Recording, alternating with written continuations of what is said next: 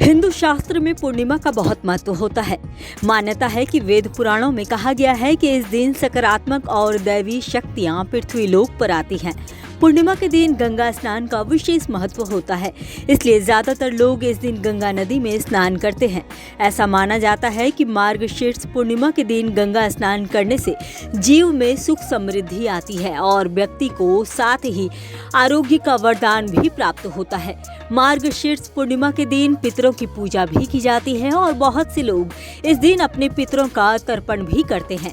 मान्यता है कि इस दिन पीपल के पेड़ की पूजा होती है, क्योंकि इस दिन पीपल के पेड़ की पूजा करना भी शुभ माना जाता है और सूर्योदय के बाद पेड़ की परिक्रमा भी की जाती है। जानकारी के लिए आपको बता दें कि मार्गशीर्ष महीने में पड़ने वाली पूर्णिमा को मार्गशीर्ष पूर्णिमा कहा जाता है।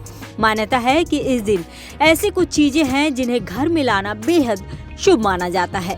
हिंदू पंचांग के मुताबिक मार्गशीर्ष महीने के शुक्ल पक्ष की पूर्णिमा तिथि 26 दिसंबर मंगलवार सुबह 5:46 से शुरू हो जाएगी और 27 दिसंबर बुधवार सुबह 6:02 पर समाप्त होगा।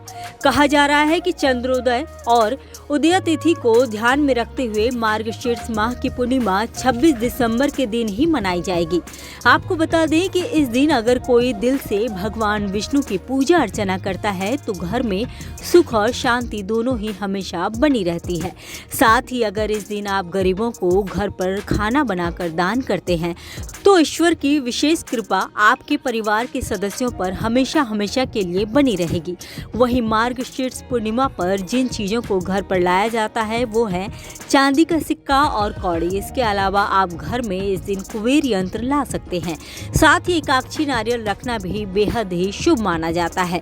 इस दिन सुबह जल्दी उठा जाता है और गंगा जैसी पवित्र नदी में स्नान किया जाता है और डुबकी लगाई जाती है। ऐसा माना जाता है कि पूर्णिमा के दिन भगवान विष्णु की पूजा आराधना करने से घर में सुख समृद्धि बनी रहती है। साथ ही मार्गशीर्ष पूर्णिमा के दिन भक्त व्रत भी रखते हैं और सात्विक भोजन ग्रहण करते हैं।